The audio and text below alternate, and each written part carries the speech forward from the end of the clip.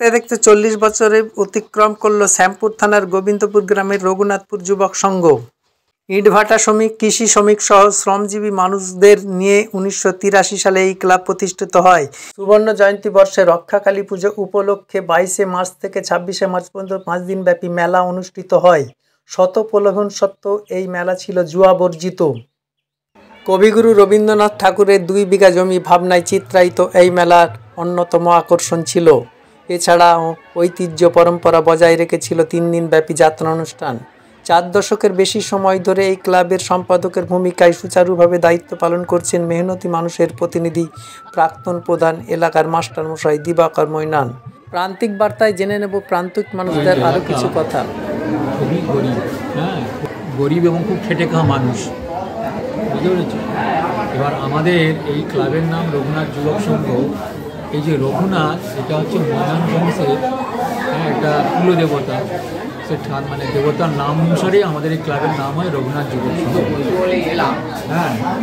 এই সংঘ দীর্ঘদিন ধরে আমরা এই অনুষ্ঠান চালিয়ে আসছি এবং আমরা এই রঘুনাথ যুবক সংঘের সদস্যরা মাঠের চাষের কাজ করে আমরা সাধারণ মানুষের পাশে দাঁড়িয়েছি, তাদের সাহায্য করেছি, সহযোগিতা করেছি। এই তাদেরই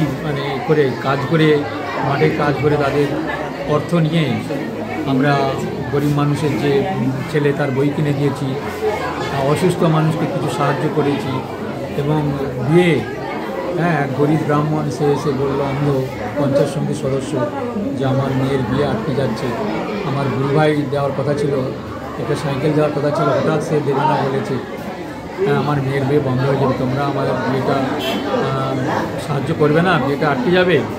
আমরা সেই দিনই আমাদের ক্লাবের সদস্যদের সঙ্গে আলোচনা করে 15 থেকে 16 বিঘে জমি ধান কেটে মালিকের তুলে দিয়ে সেই অর্থ নিয়ে আমরা সাইকেল কিনে দিয়ে তার মেয়ের বিয়ে সম্পন্ন করি।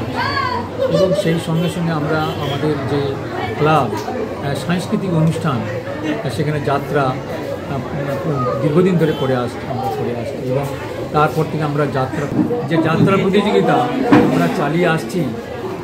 এতে প্রচুর অর্থের দরকার হয়।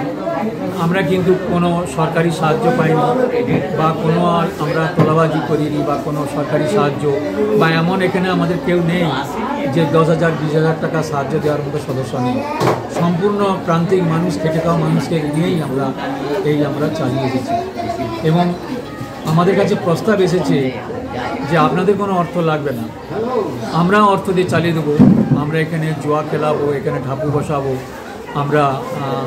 আমরাই সব ব্যবস্থা নেবো, থানা পারমিশন থেকে আমরা সমস্ত দায়িত্ব নেবো, আপনাদের কোনো ঝামেলা থাকবে না। কিন্তু আমরা কখনোই এই অনৈতিক কাজে আমরা সমর্থন জানাই না। যে কাজ মানুষের ক্ষতি করে, সমাজকে দূষিত করে, আমরা সে কাজে কখনো আমরা সমর্থন জানাইনি। আমরা দীর্ঘদিন ধরে প্রতিবাদ করেছি এবং আমরা কখনো একটু কষ্ট দিইনি। আমরা খেটে খাওয়া মানুষকে নিয়েই আমরা এইভাবে এই অনুষ্ঠান চালিয়ে আসছি।